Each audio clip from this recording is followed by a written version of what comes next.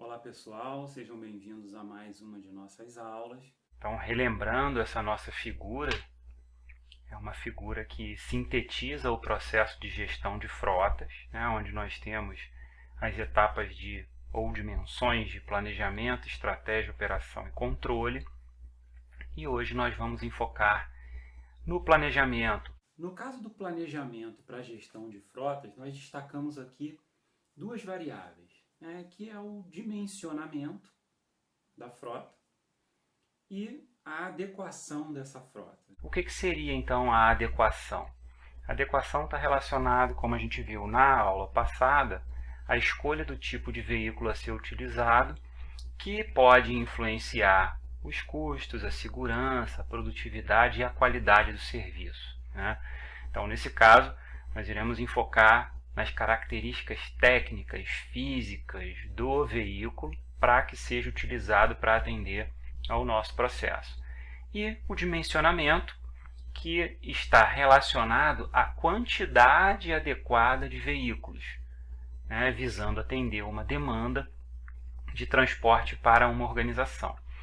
Então aqui a gente vê que são duas partes que são interdependentes. Eu preciso, para fazer o dimensionamento, escolher o tipo de veículo, né? E ao mesmo tempo o tipo de veículo ele vai depender do tipo de demanda. Então são etapas ou subetapas do planejamento que estão em constante evolução e interação, e assim elas são interdependentes e complementares. Ok? Então, falando especificamente da adequação, onde nós vamos especificar e avaliar os veículos a serem utilizados, nós temos no mercado, se formos pesquisar, mais de 200 opções de caminhões, né? Então, cada opção dessa com características diferentes que apresentam vantagens e desvantagens. Então, surge, né, a dúvida, a pergunta de qual o veículo ideal para atender uma determinada necessidade de transporte.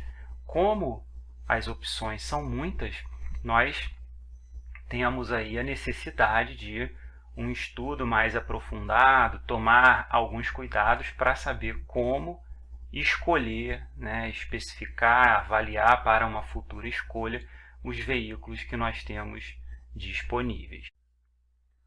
Para especificação de veículos, nós temos algumas etapas que nós vamos comentar na nossa aula e vamos iniciar então pela etapa de especificação do problema.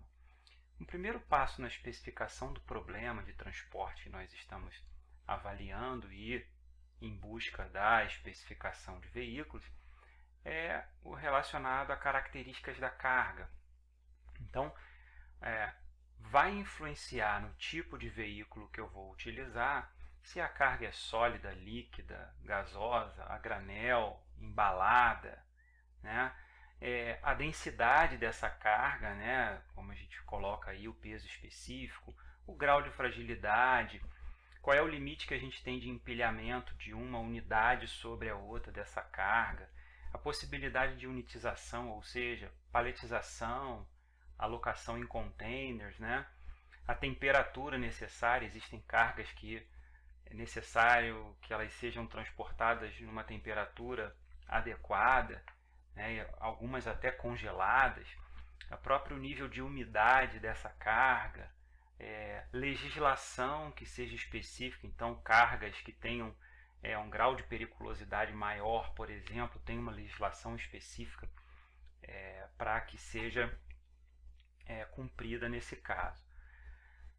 Uma outra questão que deve ser avaliada para a especificação do problema em avaliação de veículos é o que a gente relaciona a características do transporte, né? Quais são os pontos de origem e destino, de onde essa carga sai, para onde ela vai, o nível de demanda, qual é o sistema de carga e descarga desse veículo, né? É uma carga que necessita de equipamentos específicos, a carga é automatizada, é manual, quais são os horários de funcionamento da origem e do destino para onde essa carga vai, dias úteis disponíveis no mês em que eu posso transportar, carregar e descarregar essa carga e o próprio tempo da carga e descarga no veículo. Uma outra questão que deve ser avaliada são as características da rota. Essa rota ela vai ter algumas características, como, por exemplo, distâncias entre origens e destinos, o tipo de estrada, uma estrada duplicada, como é que é o asfalto, é bem conservado, não é, ela é bem sinalizada, é pista simples, qual é a topografia, é muito sinuosa, tem muitas subidas e descidas, né? Quais são os pesos máximos de carga permitidos nos veículos para essa rodovia, essa estrada, né? Quais são as legislações de trânsito específicas para aqueles trechos em que você vai passar, né, com a sua carga, e distâncias, por exemplo, entre pontos de abastecimento. Isso está relacionado, por exemplo, à autonomia do veículo, né? Então, um veículo que tenha baixa autonomia não pode trafegar, por exemplo, numa estrada que tem poucos pontos de abastecimento, que eles são muito distantes entre si, ok? Bom, passada essa parte de levantamento das características da rota, dos veículos e das próprias características da carga, nós partimos para levantar as alternativas, né? Quais são os veículos que existem e suas características técnicas. E aí, várias características são necessárias, né? Qual é o peso bruto, o motor, o tipo de cabine, a capacidade desse veículo, como que é o sistema de suspensão, de freios, como que são os implementos, né? Carroçaria, equipamentos auxiliares, qual é a autonomia do veículo, a distância entre eixos, as suas dimensões de uma forma geral, né? Depois que se levanta todas essas características, há uma avaliação, né? Não só dos aspectos técnicos para operação e manutenção, mas dos custos de operação, do investimento que deve se fazer para adquirir esses veículos, né? Então aí a gente já destaca que podem ser usados inclusive indicadores financeiros para essa avaliação, além das questões técnicas como a gente colocou. E após essa avaliação, há a realização da escolha do veículo ou dos veículos mais adequados para aquela situação. Bom, para que a gente entenda um pouco melhor, né, nós temos aqui um exemplo onde nós vamos escolher o modelo de um veículo considerando as informações que estão nessa tabela do slide. Então, nós temos informações de capacidade dos veículos, número de veículos necessários, que vai ser calculado em função, né, da quantidade a ser transportada, por exemplo, preço de veículo, vida útil, condições de financiamento, custo por quilômetro rodado e a quilometragem mensal a ser rodada por esses veículos. Então, nós temos aqui uma situação em que nós temos o modelo 1 e o modelo 2 e nós vamos comparar esses dois modelos considerando todas essas características e uma taxa de retorno de capital, já que nós temos aí uma avaliação que não considera só as questões técnicas, mas também de investimento, de custo, ou seja, questões financeiras. Então, vocês podem acompanhar com a gente na planilha que nós vamos detalhar melhor a resolução dessa avaliação de veículos. Então, avaliando esse caso, utilizando a planilha que nós disponibilizamos no blog também, para que vocês possam baixar e entender melhor como os cálculos foram feitos, nós temos aqui aquelas informações que foram dadas no enunciado do problema, uma demanda em que nós podemos aqui alterar, então nós estamos trabalhando com uma demanda de 1000 toneladas, ok? E aqui nós temos todos os cálculos relacionados aos dados que foram disponibilizados, ok? Então, na verdade, nós temos aqui todas as células de cor verde foram células com informações que foram dadas, e as que estão em cor branca são aquelas que foram calculadas, né? Então, no caso aqui, com base nas informações apresentadas, nós temos o cálculo dos veículos, da quantidade de veículos, que nada mais é do que a demanda por mês sobre o total de veículos que nós temos, ok? Bom, então o investimento inicial ele vai ser a quantidade de veículos vezes o preço do veículo, ok? O investimento por ano de uso da frota vai ser considerando a vida útil dos veículos. Então vocês podem acompanhar todas as informações clicando sobre a célula e vendo quais são os valores que foram dados, né? Bom, o que é interessante observar nessa tabela, isso aqui é um resumo que nós também apresentamos, né, nos nossos slides, então nós vamos deixar eles de lado aqui e nós vamos trabalhar com a análise financeira considerando os cálculos que foram realizados, né, onde nós temos células que são puxadas de outras células, vocês podem acompanhar também.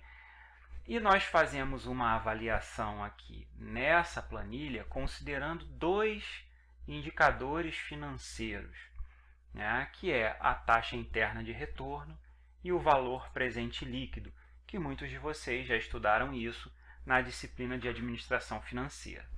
O que é importante para quem ainda não viu essa matéria entender, né? Que esses indicadores eles trazem para a gente o seguinte, né? A taxa interna de retorno, quanto maior ela for e maior que a taxa de retorno de capital, a taxa do mercado, melhor é aquele investimento, melhor é para a empresa. O valor presente líquido ele é interessante quando ele é positivo, maior que zero, e quanto maior, melhor esse VPL.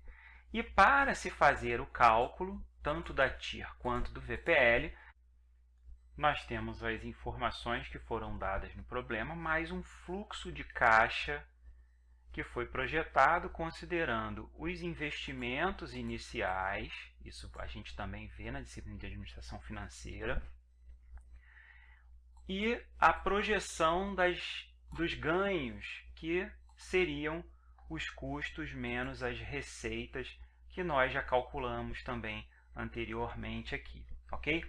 É claro que é um exemplo simplificado, né? O nosso fluxo de caixa ele é igual para todos os anos, o que pode não acontecer, né? Enfim, mas para a gente identificar como que a gente pode fazer uma avaliação com base em dados técnicos que geram valores financeiros para uma análise com base em indicadores financeiros, ok? Então, se nós pegarmos aqui o nosso resumo em relação, né, aos dois modelos que estão sendo avaliados, nós temos, né, o investimento inicial, que é diferente, né? Nós temos o investimento por ano de uso de frota, que também é diferente, já que a vida útil dos veículos é diferente, os custos por tonelada, o valor do frete, que ele vai ser, né, igual para todos, né, os casos, já que a gente está considerando um atendimento de mercado, né, então eu não posso cobrar valores diferentes dependendo do modelo, né, que eu estou utilizando nesse nosso caso. E aí nós temos o cálculo, né, da nossa taxa interna de retorno. Para quem quiser ver como foi calculado, está aqui, né, as informações, tanto da taxa interna de retorno quanto do VPL, ok? Então, nós temos aqui que o modelo 1 ele apresenta, né, um VPL e uma TIR maior do que o modelo 2. Aliás, o modelo 2, a VPL é negativo e a TIR, porque aqui está arredondado, né, se nós formos pegar sem o arredondamento ou apenas com duas casas decimais, nós vamos ver que a taxa interna de retorno é menor do que a taxa de retorno de capital do mercado. Então, fazer esse investimento utilizando os veículos de modelo 2 não é interessante do ponto de vista financeiro, apesar de tecnicamente eles serem viáveis para o transporte, ok? Então, nesse caso, como os dois modelos eles têm características que atendem ao que é necessário tecnicamente, nós podemos fazer a escolha utilizando os indicadores financeiros que, no caso, apontam para o modelo 1, ok? Se nós tivéssemos, né, os parâmetros todos iguais do ponto de vista financeiro, nós poderíamos observar as questões técnicas, né, onde nós avaliamos a compatibilidade com a carga de retorno, a versatilidade da frota, se são veículos que podem ser usados para outros tipos de transporte, qualidade, disponibilidade e assistência técnica, por exemplo, dos veículos adquiridos, a compatibilidade com a estrutura de manutenção que já existe na empresa, porque você pode estar comprando veículos para compor a sua frota que são muito diferentes, de marcas diferentes, né? Possibilidade de padronização de frota é importante porque você ganha com manutenção, você tem ganho de escala com outras questões, outros custos, e a própria assessoria prestada pelos fornecedores, as montadoras de automóveis, ok? Falando um pouquinho sobre agora o dimensionamento de frotas, uma vez que foi estabelecido o tipo de veículo adequado, o dimensionamento de frota ele é muito baseado numa informação muito importante que é a demanda. E para a gente trabalhar com demanda, é importante a gente entender o perfil da demanda. Então nós destacamos 4 perfis aqui para a gente exemplificar, né, que são de demanda perpétua, sazonal, irregular e por tempo determinado. Então, se a gente colocasse num gráfico, né, o volume de vendas ou o volume transportado pelo tempo, nós teríamos o seguinte comportamento dessas demandas, né? A demanda perpétua ela não tem grandes variações. A demanda sazonal, nós sabemos que ela tem um período de baixa, um período de pico já conhecido ao longo do tempo. Nós temos uma demanda por tempo determinado que ela é conscientemente programada para terminar. Então, produtos que são lançados para que se tenha uma vida curta no mercado. E nós temos a demanda irregular, onde nós temos variações de picos e vales, em que muitas das vezes não são possíveis ou passíveis de previsão, né? Então, se a gente for observar, cada perfil desse de demanda vai influenciar no tipo de transporte e na quantidade de veículos que nós vamos ter na nossa frota, né? Então, se a gente pega, por exemplo, uma demanda perpétua, nós vamos ter uma quantidade de veículos que vai ser utilizada praticamente em sua capacidade ao longo do tempo. Já uma demanda sazonal, se nós estabelecemos uma quantidade de veículos para dar conta dos picos de demanda, quando nós tivermos os vales, né, a queda nas vendas, nós teremos veículos com capacidade ociosa, veículos que não estarão sendo utilizados. Então, entender esse perfil de demanda é interessante para saber a quantidade de veículos que nós vamos adquirir para a nossa frota. E aí cabe uma observação.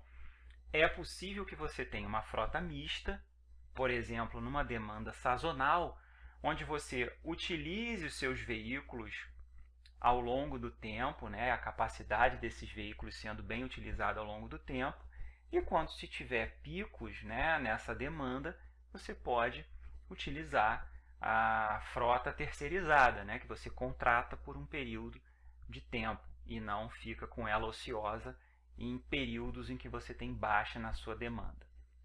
Então, quando a gente fala de demanda, é importante, para o nosso caso, nós destacarmos que a previsão ela é parte integrante do planejamento dos negócios. Então, com a previsão dessa demanda, saber como ela funciona, quais são os picos e vales dessa demanda, você consegue determinar no presente quais os cursos de ação serão tomados no futuro.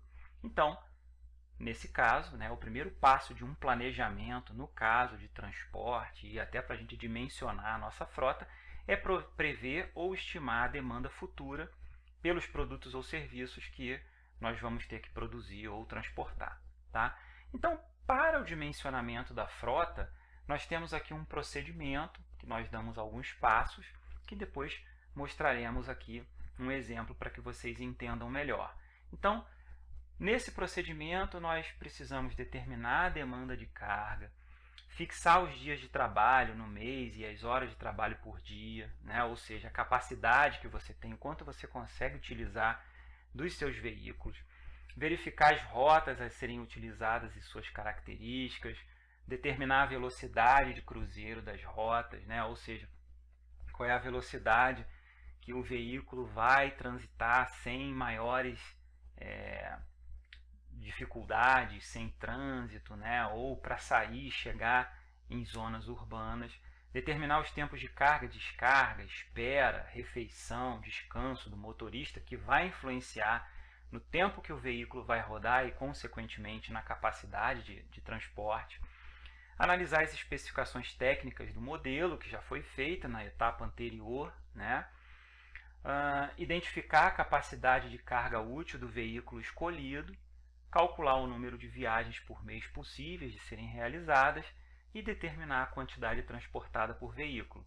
Nesse caso, é importante a gente verificar que, para dimensionar a frota, é importante que você tenha conhecimento não só da demanda, mas também da especificação dos veículos que foi feito na etapa, como a gente disse anterior, que é complementar a essa.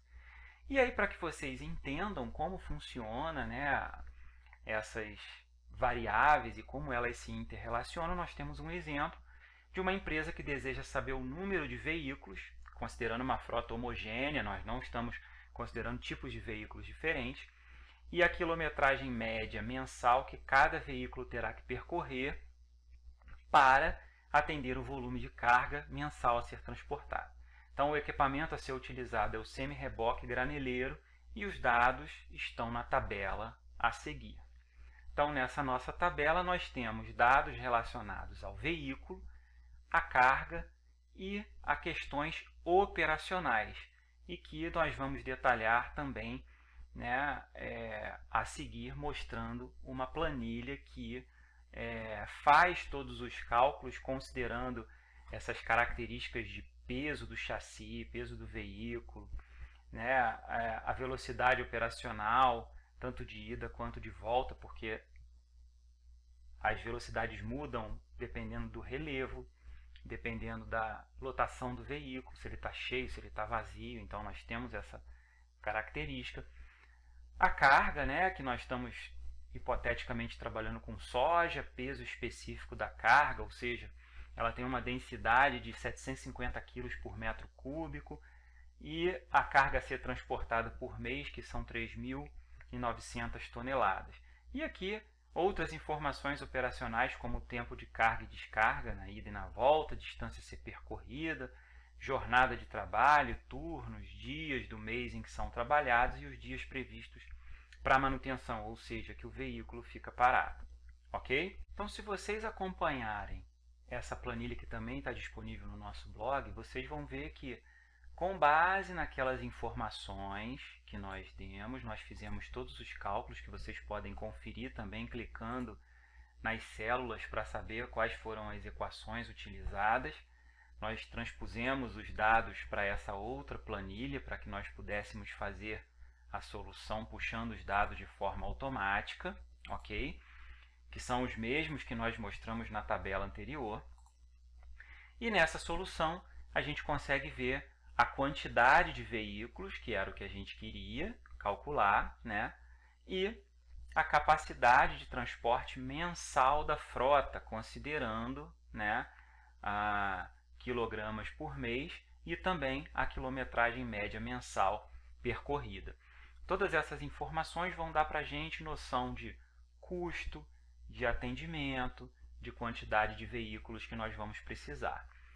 Cabe chamar a atenção para algumas questões, né? Nós fizemos um cálculo aqui em que chegamos a um número de veículos necessário na frota de 7,27 veículos. Então, na verdade, nós temos que trabalhar com um número inteiro, ok? Então, ou a empresa vai adquirir 7 veículos para sua frota, ou 8. Se ela tiver 7 veículos, sabemos que não vamos atender a demanda. Vamos ter que mexer em outras variáveis para poder fazer essa análise. Se nós tivermos 8 veículos, em determinados momentos nós teremos capacidade ociosa, porém atenderemos a nossa demanda. Então, a gente chama atenção aqui para o fato que o valor deve ser inteiro. E aqui, no caso da nossa capacidade mensal de transportes, né, como nós arredondamos, nós estamos conseguindo transportar mais do que as 3.900 toneladas, né? Então, que foi dado no nosso problema. Então, nós aqui estamos transportando quase 4.300 toneladas. E é claro que com essas planilhas que nós estamos mostrando para vocês, é interessante vocês observarem que se nós modificarmos os dados, né, nós conseguimos simular outras situações, né? Então, por exemplo, se eu trabalho com o número de veículos arredondado para baixo, então em vez de 8 veículos, 7, nós teremos aqui uma capacidade de 3.756 quilos, ou seja, menos do que as 3.900 toneladas que são necessárias, ok? Também é possível nós, por meio de trabalho, né, no sentido operacional, melhorar a operação, por exemplo, mexer em algumas informações, como tempo de carga e descarga, velocidade média do veículo, que se você mexer, né, ou ainda turnos de trabalho, jornada de trabalho, todas essas variáveis, se forem alteradas, elas trazem para a gente novas informações a respeito de quantidade de frota e toneladas ou quilos a serem transportados por mês. Então, cabe ao gestor avaliar o que é possível mexer na prática, alterar, para que se tenha uma melhor adequação, né, um melhor dimensionamento dessa frota.